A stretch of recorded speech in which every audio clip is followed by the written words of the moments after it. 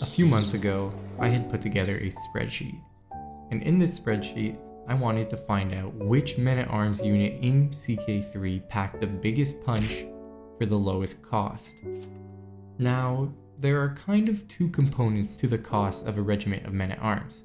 There's the upfront fee you pay to hire the units, but there's also a maintenance price that you need to pay to keep them employed. So I took both these values, divided by the unit's damage, inverted it, and what we get is how much gold you need to spend for every point of damage. Looking at these values, there's one clear winner: the longbowmen. But before you guys click off this video to start a game as the mighty Welsh to use the most efficient unit there is, you need to know that some things are too good to be true. The longbowman is a special type of unit which actually gains strength after each area you pass into, and the damage I got from the CK3 wiki was the longbowman's damage from the late medieval era. Liar! If I redo this calculation with the longbowman's strength from the tribal era, they become one of the worst units in the game. Actually, they end up having less damage than your normal bowman unit while costing 11 gold more to recruit. Man, I wanna talk to your bitch. But at this point, I had already put too much effort into this idea, and I really wanted to see how much we could abuse the new tours and tournaments stationing mechanics with one of the scariest units of the medieval/Renaissance eras.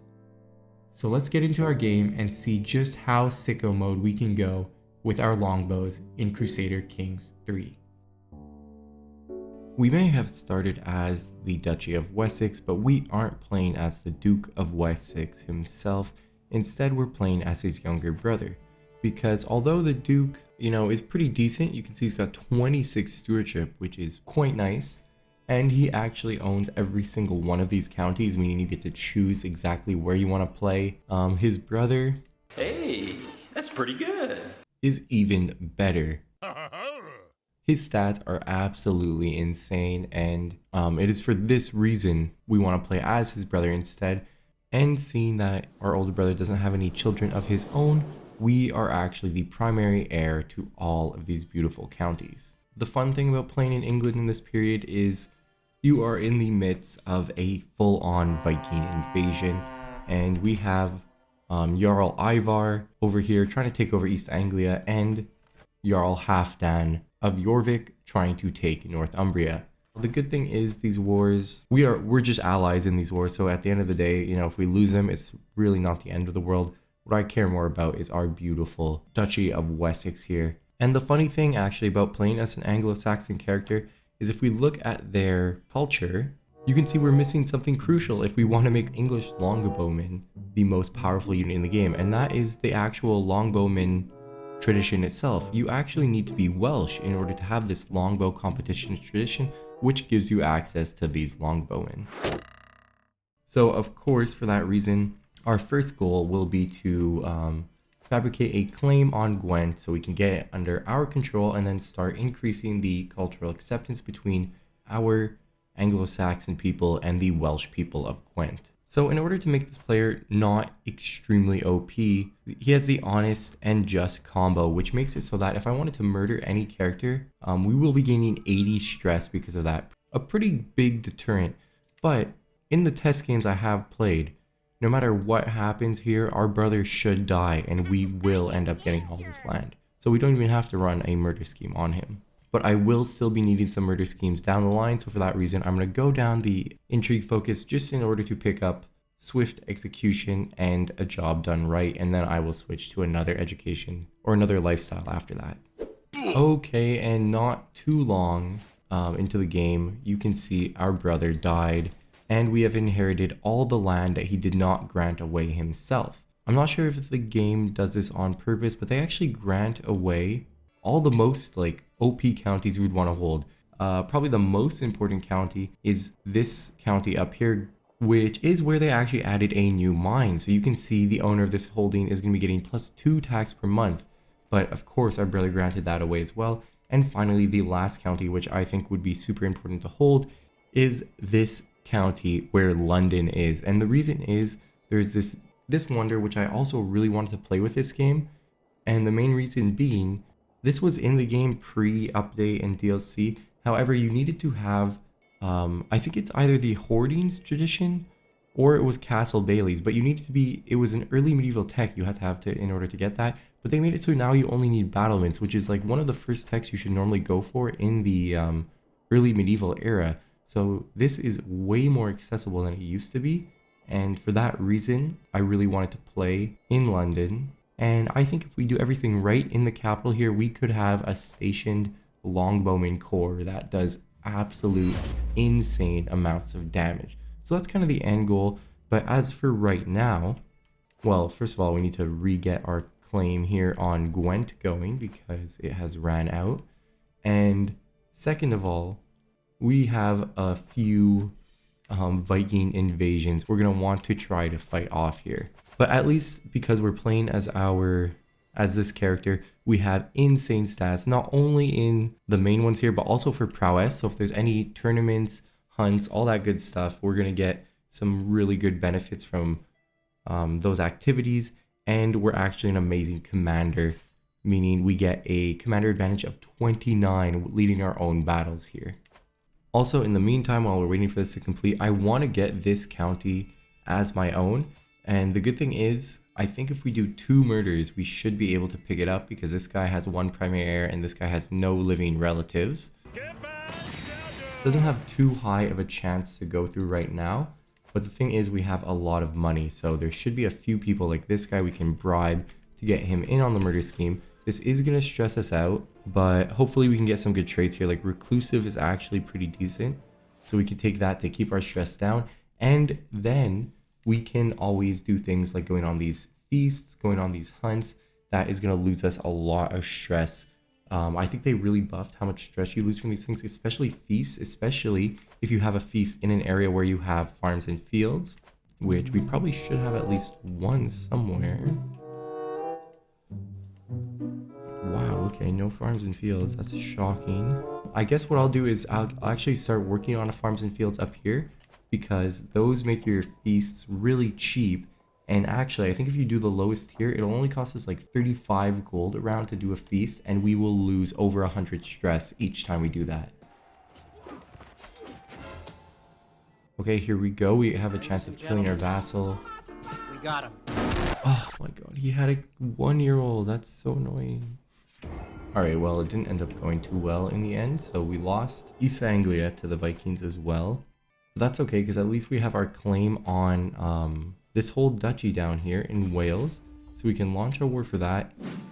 Okay, so we won the war. You can see we have a lot of Welsh vassals now, and what hopefully this is going to do for us is get our cultural acceptance up. You can see we did lose some for going into a Welsh war. We lost 2, but at least what we can do now is promote cultural acceptance on Gwent. And once we have a hybrid culture, we can pick up longbowmen, which will not help us in the slightest in this era, because if we actually take a look at the longbowmen men-at-arms unit, you can see they have a base damage of 20 and a base toughness of 8. Oh, brother, this guy stinks! Which actually makes them worse than your normal archer unit, which has a base damage of 25 and a base toughness of 10.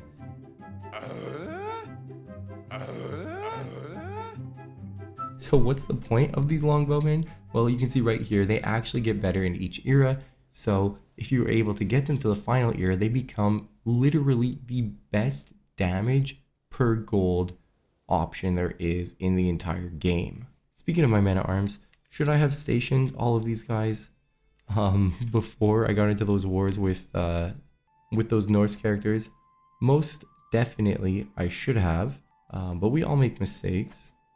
It's an updated game for everyone, but this stationing is what we want to take advantage of with our archers. So already just everything tier 1, you're talking about like a 70-80% increase in damage. So when you start getting into upgraded buildings like tier 4, you can see we're just going to be going absolutely sicko mode with these longbowmen. So I think I have a bunch of quarters that are not married. So what I can try to do is set them up for marriages for people who have high prowess. Like you can see, I can get new knights this way.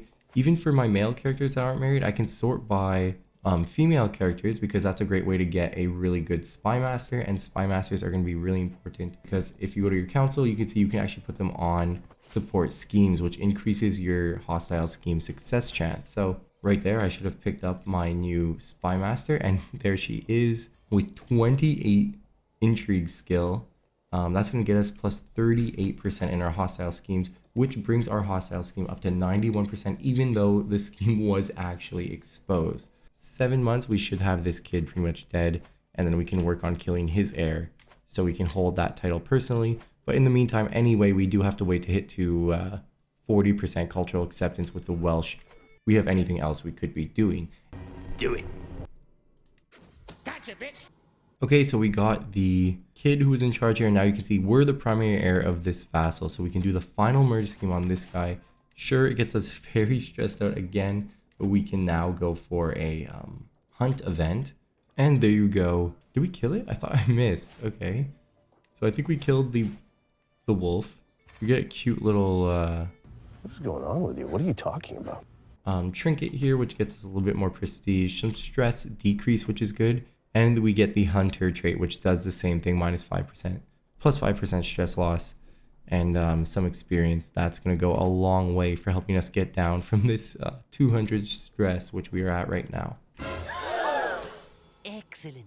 And there you go. We killed the last guy, meaning we finally get the nice mine. And this is a place where I won't mind investing some gold into, because I want to hold this for pretty much the rest of the game. And there you go. I went on one more hunt, and we actually brought our stress level down back to 0, so we won't have any problems anymore with getting stressed out. We did get severely injured, but you know, we had successful wound treatment, so I think we'll survive. The problem is, like, I did get out of stress, but I kind of want to kill my wife. She's like her own ruler over here, so that means she can't help us in terms of the benefits a spouse normally provides you, which are like pretty crucial. I would divorce her, but the Pope wouldn't really accept that right now. Oh, here we can actually pick up an accolade, and we could get the one that gives you hunt experience, which probably would have been good to get this guy a little bit before. What else we got? Archer. Oh, Archer. That's perfect. Never mind. I think we found the absolute most legendary accolade we could have, the Archer. Because if we want to use longbowmen, we're going to have to make sure to get this guy and make sure he has a worthy successor. Because these bonuses plus 4 size, max size for archer regiments can be huge, as well as more damage and toughness. I do love to see that. Ooh, it looks like the Count of Montague, Hastings, has started his very own grand tournament, which we can join.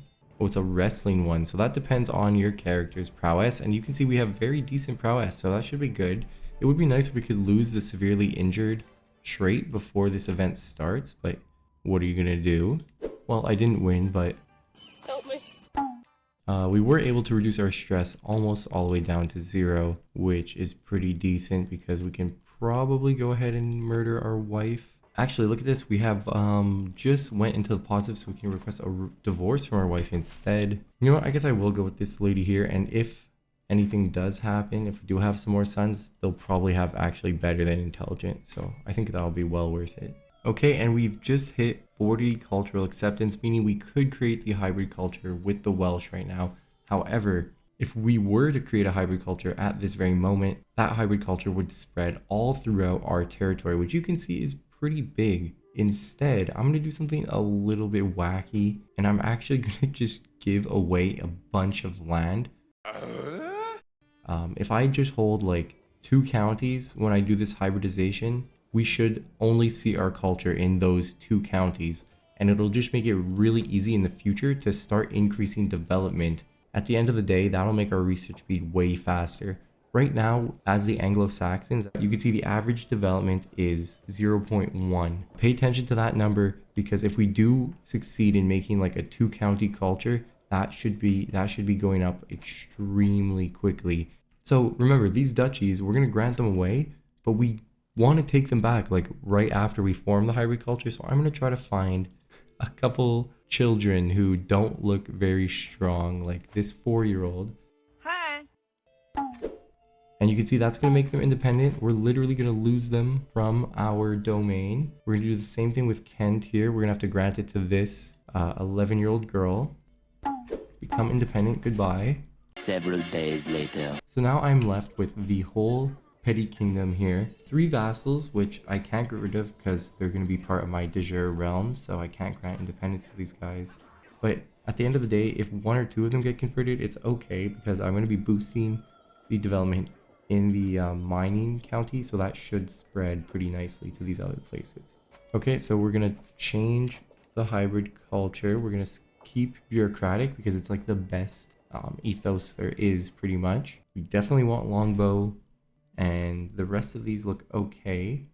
You can see we actually pick up plenary assemblies with this, which is really important, as well as mustering grounds, which is also good because it lets us upgrade our units here. And actually, if we look at our culture, it seemed to have spread just to the capital and this 1 county below us, which is fine because that's actually where Stonehenge is. So I wanted to hold this anyway. So we pretty much got what we came for. Now we have got our culture. It's only in 2 counties, which is perfect. However, we have to sacrifice like all of our beautiful land that we had, right? First of all, we can actually go to Tier 2, Crown Authority. Well, we can't go to it right now, but what we can do is have a feast.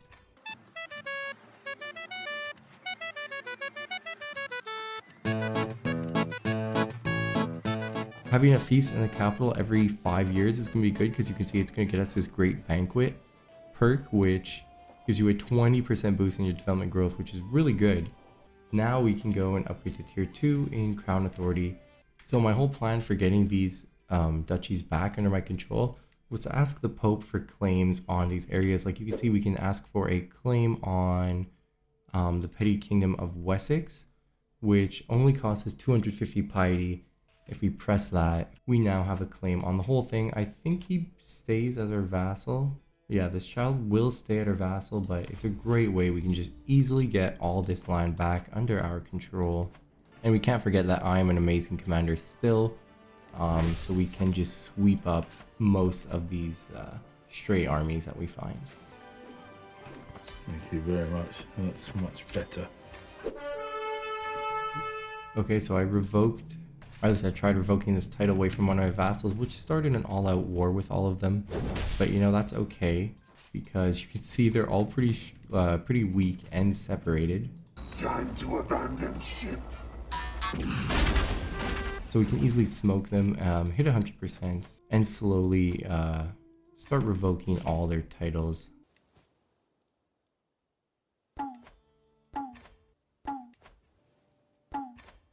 Now that I actually have all these counties under my belt, you can see they're all at low control. So I'm going to switch off of learning now that I pick up scholarly circles, and I'm going to go for martial with the authority focus to get that extra control. I can also hire this guy who will be gaining even more control. So you can see places like this should be going up by 0.8 now, just as a base. I've come for your pickle. Okay, and now we're just missing 1 duchy to get all of our previous land we had back. But I realized we got a claim on the county of London here, and that's, if we win this war, we actually get it personally. We're gonna do this first, and then after we're gonna ask the Pope for claims on the whole duchy. But I want to hold London personally anyway, so I might as well do a war for it alone right now. Okay, so I just asked the Pope for some money. I ransomed prisoners, and you can see we have almost 500 gold now. So I'm going to do a few things. I'm going to upgrade the forestry building because this gets me decreased building construction cost, which is pretty useful. Probably should just go around and pick up some farms and fields in all the places where I can get farms and fields, because those are just incredibly powerful. I love the fact that London has the mansions building, the manor houses. This is like the best building in the game in my opinion, so the fact that it's already been built for me is incredibly enjoyable. Remember, we do get another building slot with Ledger now, so after I pick up city planning to get cities to increase my development growth in my capital, I think I will go Ledger. And you can see we did bring our average development up by 0.02 already just by bringing our capital up to 7 development. Let's go. Oh boy, so I won a poetry competition. I feel like the odds are kind of messed up because like it's been a few poetry competitions I've been to where I had like 25% chance or less to win, and I've won every single one. You know, I will take the free prestige because there's a chance I could actually reform our culture. I can spend another 300 piety to get a claim on Essex now. We do have to still wait till the truce ends, which... oh, it's just 2 days away, so it's perfect timing. And pretty much in one battle, we are able to win the war. And just like that, we have picked up all the pieces of land we had when we started this game. Never tell me the odds. See, and I won again. I had like a 17% chance during this poetry tournament. See, I'm getting a little bit suspect, but again, I will take all these beautiful artifacts I'm picking up from it. So if I wanted to pick up Guardian Architects, which would really help our development, I need to get to 10,000 prestige. So I'm going to try a couple grand weddings here. I will have to wait. Oh. Okay, so we died. I guess with this character, we can try to hit... well, we probably won't have to hit 10,000 prestige because what we can do is if we reform once we get into the next era, we can actually pick up a new tradition. So it'll be a little bit cheaper. We'll still have to get to around 7,000 prestige, I think. I'm pretty sure that's way more doable. Okay, so Mercia had split because I guess Hastings had died, so his 2 sons took over for him. And this is pretty good news for us because this guy was pretty weak, so we easily invaded the Earldom of Mercia from him with a holy war. Now we have enough land to create the Kingdom of England, so I guess we'll do that right now.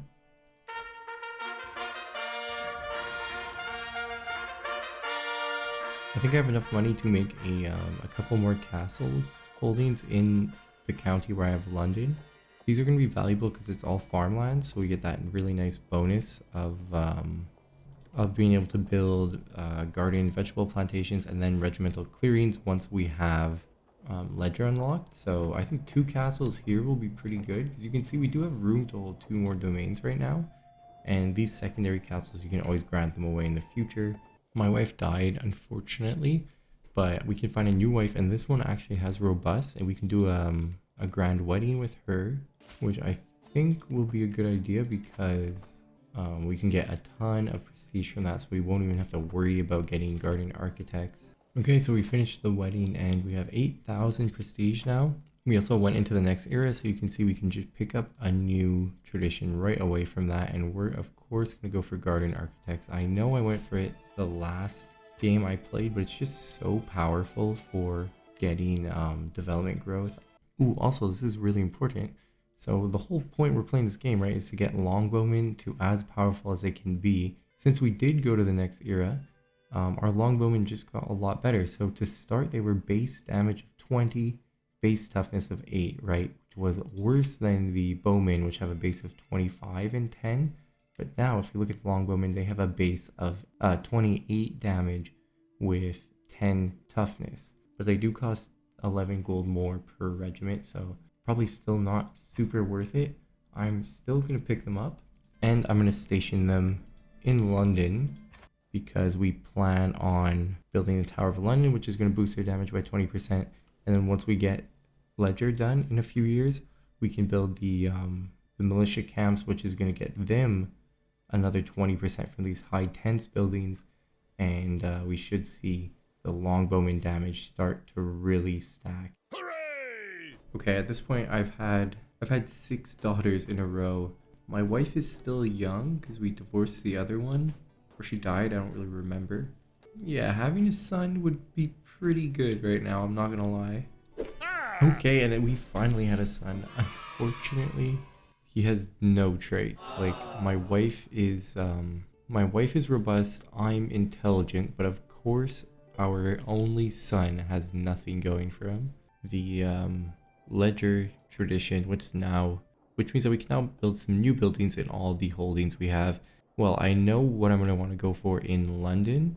We're gonna go for the high tens here because this is where we have our longbowmen, which are currently our strongest range unit. Also, I just hit above 7 court grandeur in my royal court, and this, because we have a administrative court, this is going to be giving us 0.2 development per growth in the capital, which you can see we're now getting 1.2 out of the capital. Oh, we also picked up the garden architect tradition, which means we can recruit a gardener. We can appoint this guy now, which is going to get us more in the capital, more development in the capital. So now we're going to be going up by 2.3 over here, and we are also going to be going up by 4.4 in London. So this should spread nicely to Oxford and Salisbury. That way I can keep these 4 counties with really high development, and we are going to start researching barracks now, which will be done in just 23 years starting from scratch, and mainly because we have an average development in our Welsh Anglo-Saxon counties of 0.22 now. Okay, so I just finished the high tents in London where I have my longbowmen stationed. I got them up to size 7 of 7, and now you can see their damage is all the way up to 39, which makes it quite a bit more than my bowmen who are stationed in Salisbury. They're getting a 35% boost, but because we have the regimental clearance and the high tents, as well as the moat taking effect in London, these guys are getting boosted by a little bit more, 40%. These guys on hills are absolutely scary, and they actually counter heavy cavalry, which is like a unit that a lot of the really powerful regions are going to use a lot of, like Byzantium, for example, and even West Francia when they get a little bit further. So having a unit to counter one of the strongest unit types in the game is pretty cool. Stop! You violated the law. Of course, I get raided while I'm not paying attention. Rattle 'em, boys! Tournament here, and my character has pretty amazing prowess now through a bunch of things, but mainly he has this aspiring blade master trait, which we got from one of our accolades. We've got some other cool stuff like the hunter trait. We didn't really go for a lot, but you can see we got almost a tier 2 of bow, and we should probably hit tier 1 of foot here, which is gonna be really cool. And we do have some pretty nice artifacts that give us some more prowess as well. Oh, come on, man. Do the percentages even matter? I find so many times I have like really high percent and I just lose, or I have a super low percent and I win. Ooh, look at this. So there's a danger in the forest on the way back from that tournament. If we choose this option here, our first son is going to die, which is okay if you remember right, because we have our second son over here who's actually in jail, which I didn't realize. We'll have to get him out of there because we want to play as a second son anyway, so I think we're just going to let our first son die.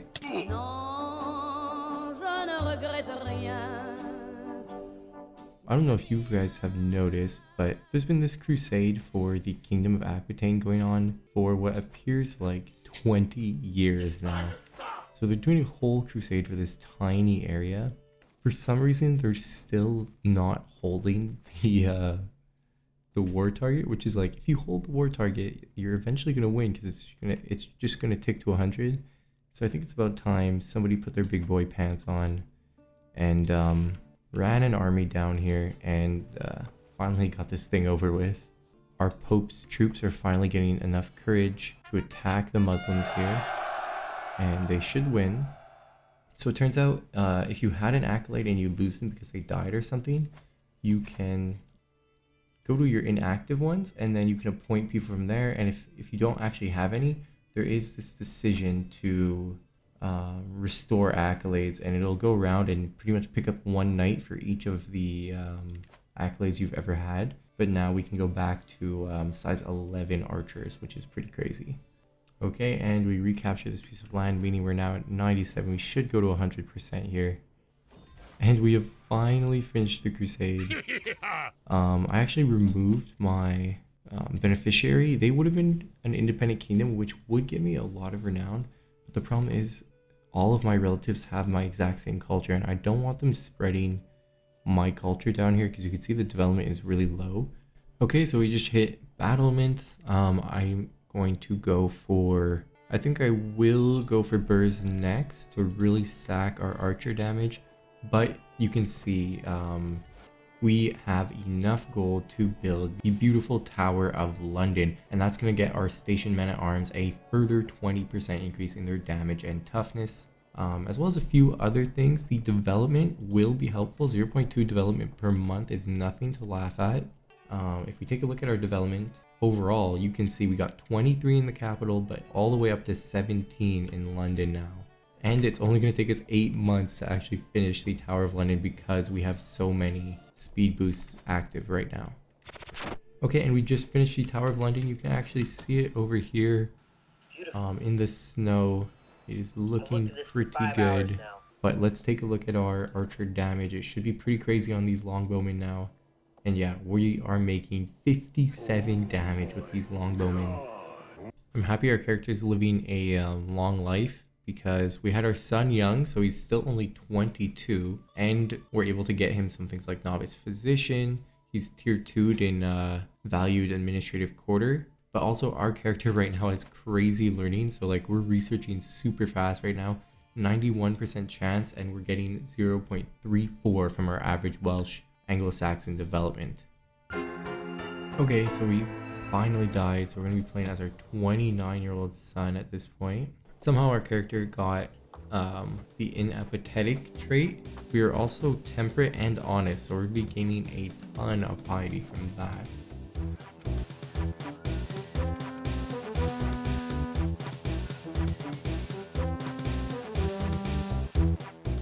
I'm also wondering if I go on like non-stop feasts, will I lose the inapathetic trait? Because I know you can pick up obese from that. Ooh, okay, so this is kind of important actually.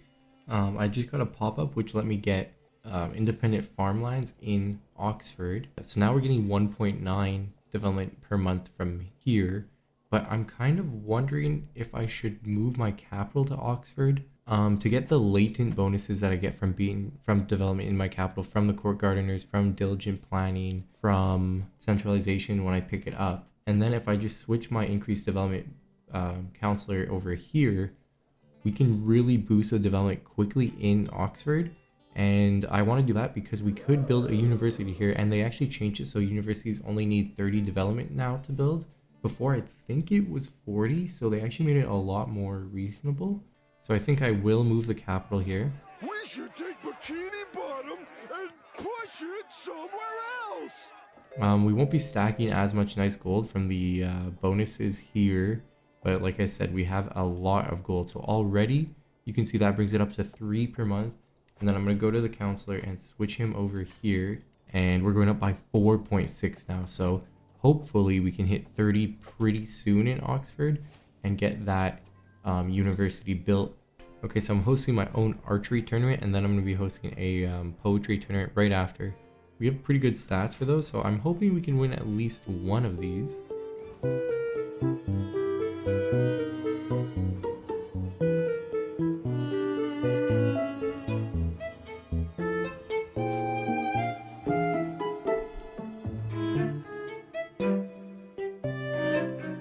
And there you go, we actually won the archery contest. Very nice. Let's go and make sure we qualify. Yes, okay, so we will qualify for the poetry contest. Let's hop in here.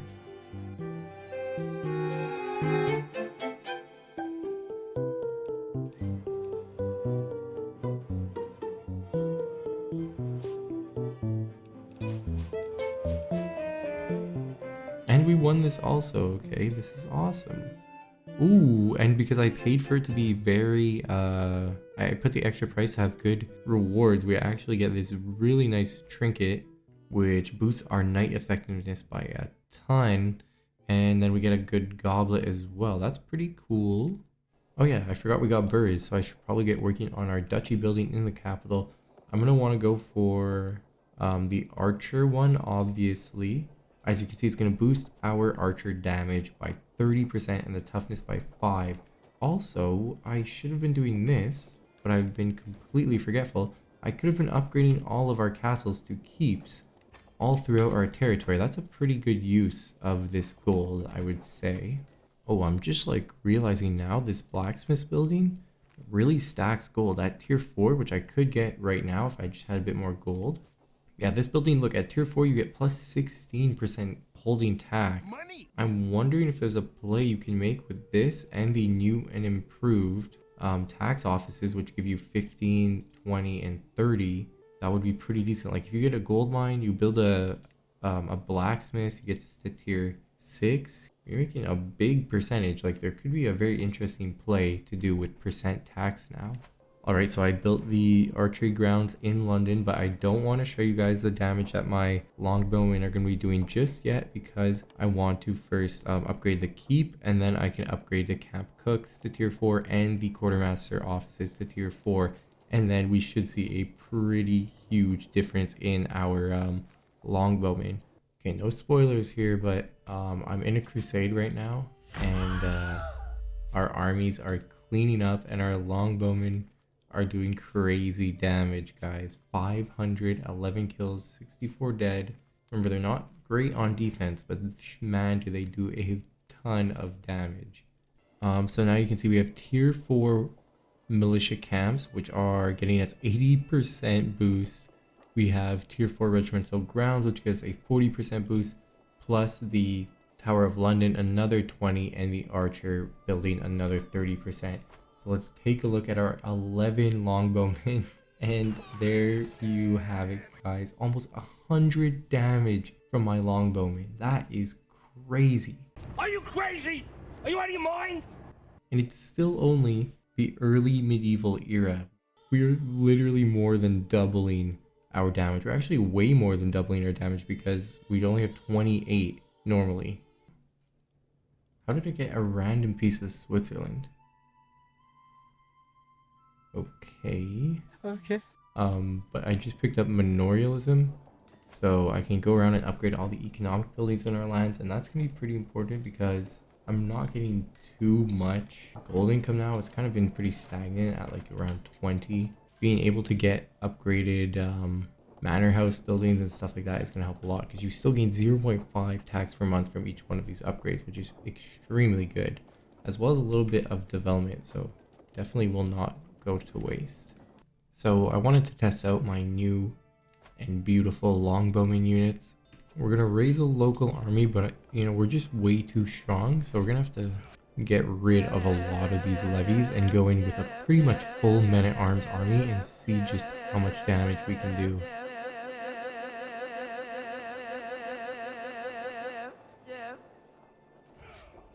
Unfortunately, they only have 2,800 men, so I don't think they're going to put up much of a fight.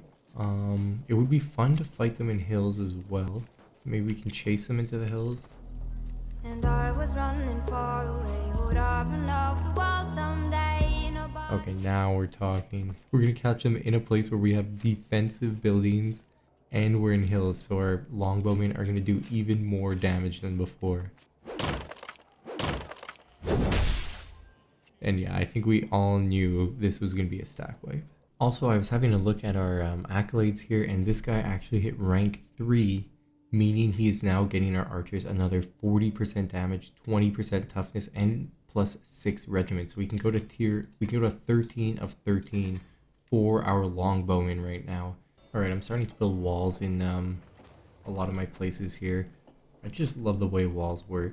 I mean, like, come on, take a look at this, guys. We got Chad, Barony of London, and Virgin Barony of Gore right here. Like, there's no comparison. Walls, no walls. I'm going walls every day of the week. Okay, and there you go, guys. We just hit 30 development in Oxford, and there you have it. We have the ability to construct the university. It's only going to take 7 months to build, which is pretty quick.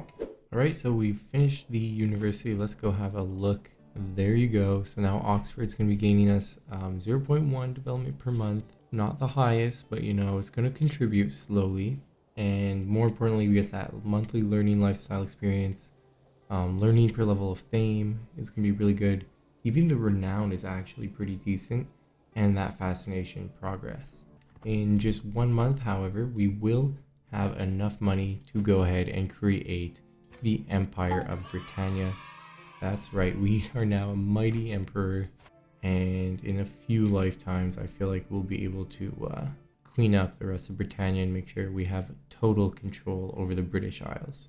Oh, I realized because we are now the emperor, We have this option of offering vassalage to a few people, so let's see how many guys we can get. Excellent. Excellent. Excellent. Okay, so I'm involved in a crusade in Poland right now. We're like shredding them. I'm gaining a lot of land. It's gonna be kind of important for us to win these because I can make beneficiaries who are actually of our house but of different cultures than us, and that's gonna be important because I don't want to accidentally spread my culture to some of these places. So this way we can still get kings of our family in these regions, which will help our renown, which is gonna be good because getting those dynastic legacies is always fun. But also I really want to test out my 2,000 or 1,600 longbowmen I have over here, and we should be hopping in a battle here with quite a lot of men. We will have supporters in here jumping in. You can see even with just only my army, or maybe we have a couple friends because we got some light footmen. You can see our longbowmen are doing a whopping 126 damage right now, and here you can see the acclaimed knight attribute taken into effect, so that's 40% we're gonna get in every battle where we have this acclaimed knight as a part of it. You can see we only have 3,500 men while they have 7k, but we're just gonna shred them. It doesn't matter how many men they have.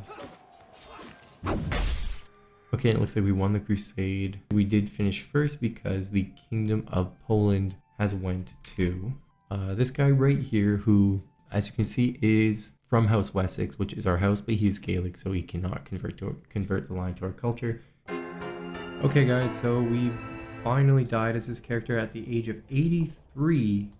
Our character is old, and what we can do, because we already have 2 sons, we got an heir and a spare, we can just sort by infertile relationships and then maybe by stewardship, because you can see we are 2 domains below what we can hold right now.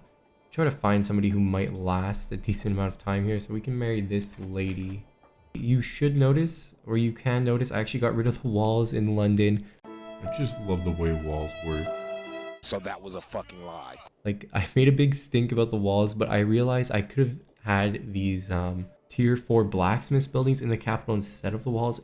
And you can see that gives us another 40% on our stationed men-at-arms damage. So now if we look at our 1.6 thousand bowmen, you can see we're doing 92 damage with them. Oh yeah, I'm also going to move my capital to London now, because it's going to be a lot easier to raise our development growth from here because it is farmland. So you can see we get that in very nice plus 20% for being farmlands.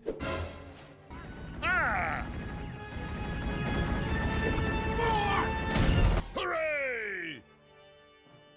You're in a tournament in Germany. The Emperor of Britannia shows up and wins not only one of the competitions, but the other one too, having to fight 6 people.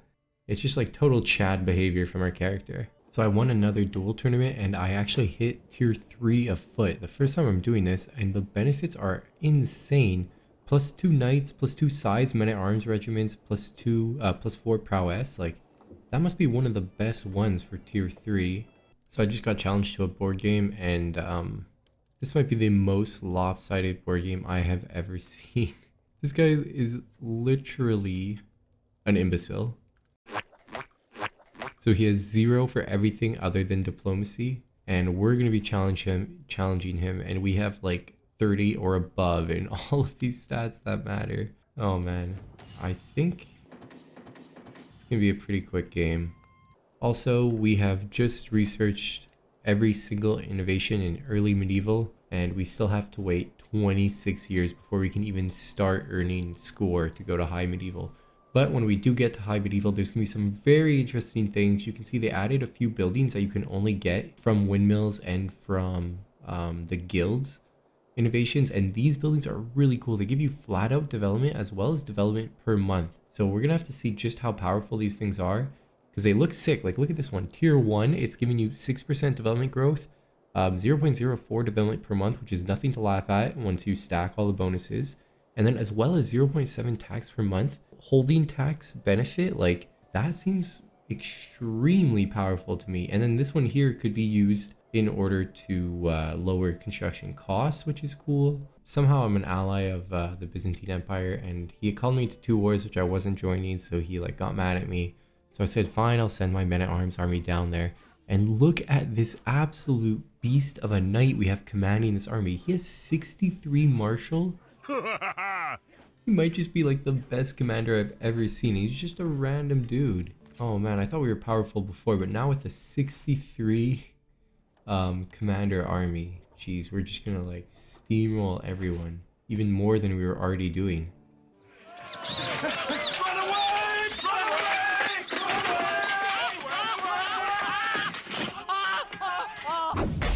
So I actually picked up agrarianism, and it's going to be increasing our development by a further 30% in the capital. And if we actually look at the capital, we're getting 6.8 right now. We have 46 already, which just puts us 2 below the highest developed land in the world right now, which is Cordoba. Only 10 years, so we can start going to the next era, which is good because I am getting pretty bored at this point. Like we just became way too powerful, way too fast. So even if I'm 1 domain above my limit, because I'm actually holding everything from these 2 duchies, East Sussex and Wis, we still have 20,000 men. We're making 44 gold per month. I have 16,000 gold just saved up at this point. But yeah, we're just way too strong at this point. I really want to get into the next era so I can just boost my archers and then maybe do some crazy archer invasion only of West Francia or something. Also, I have hit 50 development in the capital, which if you go look at Cordoba, they are still only at 48. So we are officially the most developed realm in the world out of London. Actually, all the realms with our culture are above 32, which is just going to make it that we can go into the next era super quickly, and we're going to be researching text like ridiculously fast. And he was like so long actually that we're playing as his 57-year-old son, who is like pretty old himself, I'm not gonna lie. Unfortunately, he has this trait right here, which loses him 10% of his gold income. But I guess, you know, if you're really gonna think about it, do we really need gold income when we have 21,000 gold? Okay, right there you can see we just went into the new era. So let's see how long it's gonna take us if we wanna research certain texts. And I'm trying to think what's the best thing to do first. Okay, I'm gonna go for hoardings first and then castle bailies in order to get the military buildings upgraded to boost our longbowmen, because that's really the goal of this video. And then I guess if we have time, I can go for windmills and guilds in order to get these new economic buildings to kind of test out how they work. And we'll pick up some more learning too as we keep going through the scholar tree, so we should get that up to 100%. Okay, so we finished battlements. And we're gonna go for Castle Bailey's next. 7 years only now that we got our learning up. And we can go around to the 4 places where we have our culture and upgrade all the castles to tier 3. Get them ready for when I do have battlements and can upgrade the buildings. Ooh, okay, so our character died, which is good. We're happy about this because now we get to actually play as somebody who is only 36. He is flagellant. He does like to whip himself to relieve some stress, but don't we all? I just finished the tier 6 walls in these 3 castles here, and look how nice they look. France is just looking ripe for the picking in comparison, man. These guys have almost nothing going for them. Okay, and we just picked up Castle Bailey's. So if I click on the capital, you can see I can upgrade all of these beautiful military buildings. Oh my goodness, are my archers going to get a lot stronger. So I'll show you guys when those are all finished, but just for comparison, if we look at our longbowmen now, you can see we're getting plus 90 additional damage from where they're stationed. Oh, so this is an interesting change, or I'm not sure if this is supposed to be like this, but it looks like we can't go beyond tier 5 for any of our military buildings because it says we need Royal Armory, which is normally what you need to go to tier 7 and 8. But I guess they made it so that you can only go to tier 5 with Castle Bailey's, which is an interesting change, unless that's a glitch. But I mean, it definitely is happening because all of my military buildings, I cannot actually go to tier 6 on them, which is kind of bumming me out because I really wanted to see how much damage we would be able to get out of these guys with my military buildings at tier 6. Okay, well, I finished going to tier 5 now in all these buildings, so let's take a look at our longbowmen. And oh baby, we're getting 160 damage from these guys. Now that's a lot of damage! 320% bonus Remember, we get another 40% on top of this because of our knight, because of this accolade right here. Okay guys, you can see we just got windmills, which means we can actually build more buildings than ever before. We can go to 5 buildings in the capital of the county, 4 buildings in secondary holdings, which is really interesting. And we actually unlock 2 whole new buildings, the windmills and the watermills. And these buildings are extremely interesting to me because of these development bonuses they give you. If you think about it, we're going to be able to build 5 of these in London because it's a 5 holding county. So let's say you go to the city, we build, even just think about it, if we build 5 of these watermill things, that's a 25% decrease on building construction costs, which is pretty crazy on its own. But look at this, tier 2 goes to -10. Okay, these things are crazy. Like, it takes a long time to get here, but when you do, you just become super powerful. Like, we could go to tier 4 right now, which is an 18% development growth. Imagine 5 of these. That's almost 100% increase in development, plus 0.5 development per month. And each of them give you so much more gold. Like, these buildings really seem broken. I mean, so let's see. In London, we're getting 8 development per month. I don't know how it's gotten higher. We're already at 77. I guess then let's just go for the windmills everywhere and just see really how crazy it can get. Because like this discount is nuts, but we don't need it right now. We have so much money. So let's just do windmills in all 5 of these. I'm even just thinking about those places where you can have like 7 holdings. Like I'm already thinking of doing another game down here as the Tamil people, because you can see you got a 7 holding county down here. Can you imagine you fill all of these bad boys out with windmills, or even just watermills at that? Like, you're gonna be having buildings literally for free if you put watermills everywhere. So in just 9 months, these things are gonna be finished. Remember, we're making 8.0 development per month. We'll see how much that goes up to when those are all done, when all 5 of these windmills are done. Like, so I'm all the way at 4. I think that's high enough. Like, we're not doing development in this game. I say that, but you look at the development in the capital, it's going up by 11.1.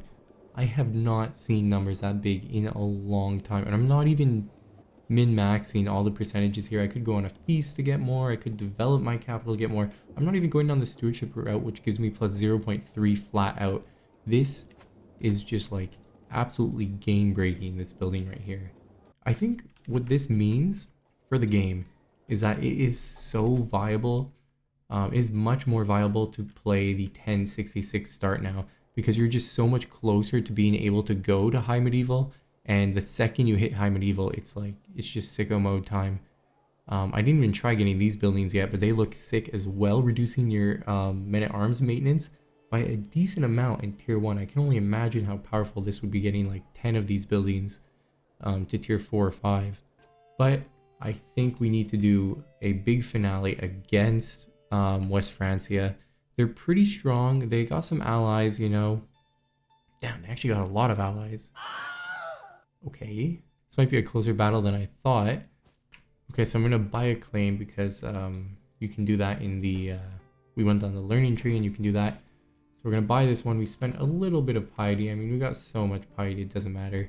And now if we right click on him, we can declare war for our claims. The beautiful Paris is going to be all ours.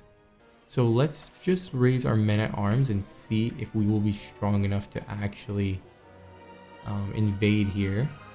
Hopefully, though, he won't attack me until this recently disembarked penalty goes away. Oh, but he's so stupid. What's he doing?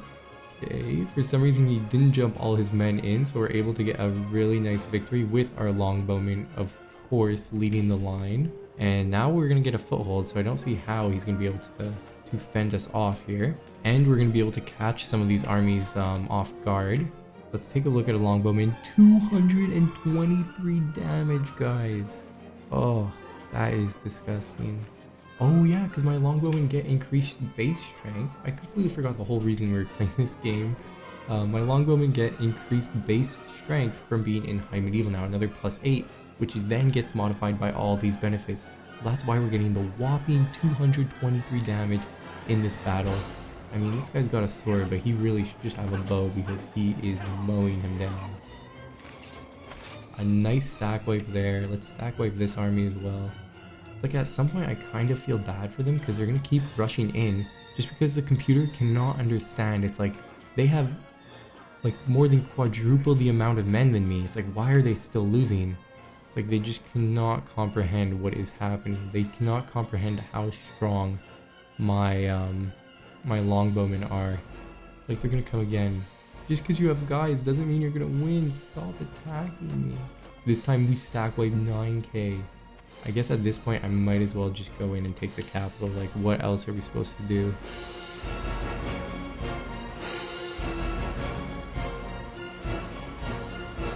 Poor bastard. And there you go, guys. We have done it. As the Empire of Britannia, we have taken control of Paris. And you know, we might as well just build the Notre Dame Cathedral in there because they sure as hell weren't doing it on their own. I think I just realized where all the fun from this DLC is going to come, and it's going to come from playing with a 1066 start, so you can take advantage of these crazy windmill buildings. These things seem absolutely broken for tall players like myself, and I'm just so excited to go and try to abuse them even more. You can already see we're able to bring our development in the capital of London up to 83, and we're still getting 11.3 per month. Take a look at that. 83 in London. The next highest in Cordoba is only 53. We have went absolutely crazy since we hit the high medieval era. So as always, guys, I'll be seeing you in the next video. Peace out.